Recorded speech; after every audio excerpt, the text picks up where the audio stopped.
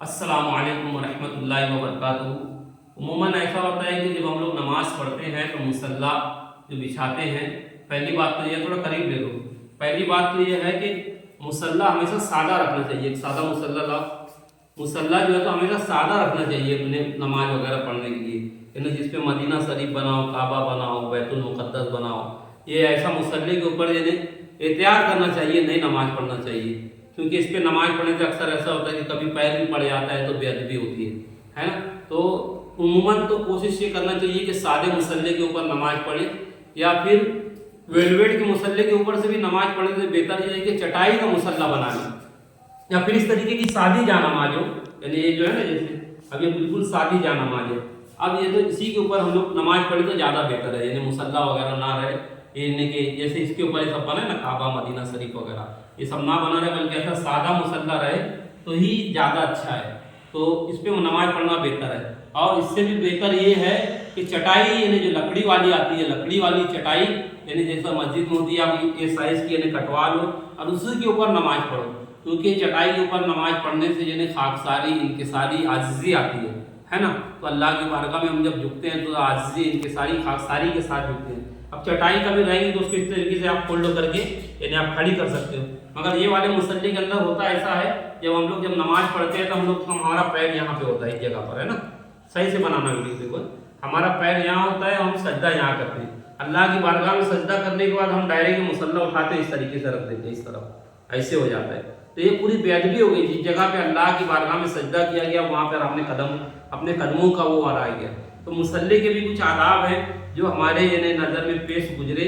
मैं आपको बताऊं, मुसल्ला जो है तो इस तरीके से हमेशा फोल्ड करना चाहिए, यानी कि इस तरीके से मुसल्ले को इस तरीके से फोल्ड करना चाहिए। अब जब आपने फोल्ड किया, ये जो काबे वाला या जो सजदे वाला जो हिस्सा था ये आगे है। अब इसको आधा जो है तो इसको इस तरीके से फोल्ड कीजिए, आधा, है ना, ये आधा इस तरीके से फोल्ड कीजिए। फिर उसके बाद इस वाले ये जो आपका पैर वाला हिस्सा है, जहाँ आप खड़े थे, आप कयाम किया था, उसे जो है तो इस तरीके से फोल्ड कीजिए। जब ये दोनों हो गया, ये सजदे वाला हिस्सा है, ये कयाम, यानी कि यहाँ कयाम किया था, यहाँ आपका पैर था, अब यही वाला इसको इस तरीके से कर दीजिए। तो ये जो है वो बिल्कुल यानी तय बताए हो गया, और यानी मुसल्ला जो है तो इस तरीके से ना रखना हो गया, है ना। यानी एक मरतबा मैं और बता देता हूँ आपकी तसल्ली के लिए।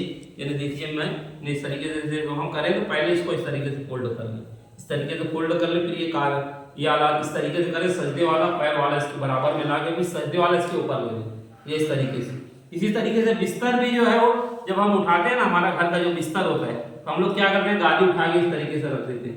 गादी भी ऐसा नहीं रखना चाहिए। हम लोग यहाँ सोते हैं, हमारा सर ऐसे होता है, यहाँ पैर होता है, तो इसको इस तरीके से नहीं रहना चाहिए। बल्कि हमारी जब गादी भी हो तो गादी का इस तरफ का जो हिस्सा है, पहले उसको इस तरीके से आधा फोल्ड करो, इस तरीके से, है ना। ये इस तरीके से इसको आधा फोल्ड करो, और फिर ये वाला इस तरीके से इसको फोल्ड करो। ये डबल फोल्ड हो गया। जब ये करेंगे तो 3 मरतबा देखिए इसकी फोल्डिंग बनती है, 1 2 3। तो इस तरीके से गादी की भी आपके 3 हिस्से की इसकी फोल्डिंग होना चाहिए।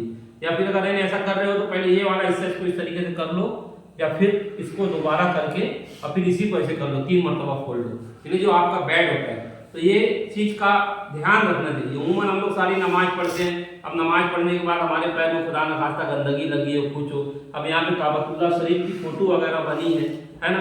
अब वजू तो कर लिए, सही बात है, मगर खुदा न खास्ता हमारे पैर में कोई गंदगी लगी है, अब हमने डायरेक्ट इस पर इस तरीके से रख दिया, तो ये बेअदबी गुस्ताखी है। तो इससे बचना चाहिए। आज मेरा मूड हुआ, मैंने वीडियो बना दिया। इंशाअल्लाह अल्लाह हमें भी दुआ में याद रखिए। अस्सलाम वालेकुम।